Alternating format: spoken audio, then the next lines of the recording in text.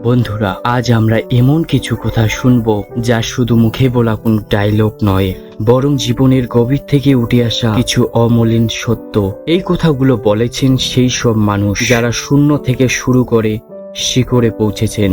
তারা আমাদের শিখিয়েছেন শুধু জীবন সহজ রাস্তা নয়, কিন্তু বিশ্বাস আর পরিশ্রম থাকলে অসম্ভব কিছুই নেই। স্বামী বিবেকানন্দ বলেছেন, উঠো, জাগো এবং লক্ষ্যপূর্ণ না হওয়া পর্যন্ত থেমো না।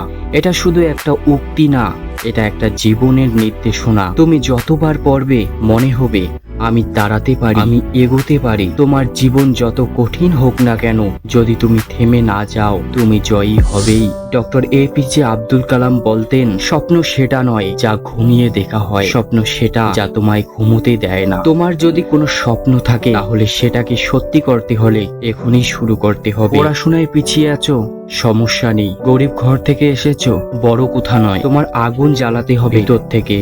রবীন্দ্রনাথ ঠাকুর বলেছিলেন, যদি তোর ডাক শুনে কেউ না আসে তবে একলা চলো রে। সবাই তোমার স্বপ্ন বুঝবে না, সবাই তোমার পাশে দাঁড়াবে না, কিন্তু যদি তুমি জানো তুমি ঠিক করছো তাহলে একলাই শুরু করো। একদিন লোকেরা তোমার পাশে দাঁড়াবেই। হেলেন কেলার ছিলেন অন্ধ এবং বধির, কিন্তু তিনি বলেছিলেন, the only things worse than being blind is having sight but no vision. অর্থাৎ দৃষ্টিহীন হওয়ার চেয়ে খারাপ হলো দৃষ্টি থাকা সত্ত্বেও কোনো স্বপ্ন না থাকা। জীবনে শুধু চোখ থাকলেই হয় না, দরকার ভবিষ্যতের একটা দৃষ্টিভঙ্গি। মহাত্মা গান্ধী বলেছিলেন, তুমি পৃথিবীতে যে পরিবর্তন দেখতে চাও নিজেই সেই পরিবর্তন হয়ে উঠো। কেউ অন্যকে দোষ দিলে কিছু বদলায় না, বদল আনতে হলে নিজেকে বদলাতে হবে। স্টিভ জবস, অ্যাপেল কোম্পানির প্রতিষ্ঠাতা, বলেছিলেন, your time is limited, don't waste it living someone else's life. জীবনটা ছোট, কারো কথা ভেবে ভয় পেয়ে অন্যকে খুশি করতে গিয়ে নিজের স্বপ্নকে মেরে ফেলো না। তোমার পথ তোমাকেই বেছে নিতে হবে।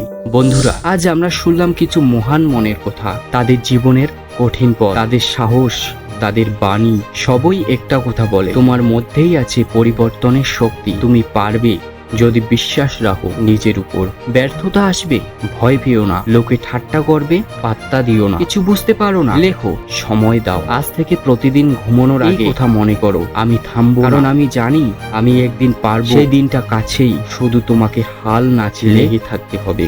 বন্ধুরা, এই ভিডিওটি যদি মন ছুঁয়ে যায় তাহলে তোমার প্রিয় মানুষদের সাথেও শেয়ার করো। তাদের মনে করিয়ে দাও তোমার মধ্যেই আছে সেই আলো যেটা গোটা দুনিয়াকে আলোকিত করতে পারে।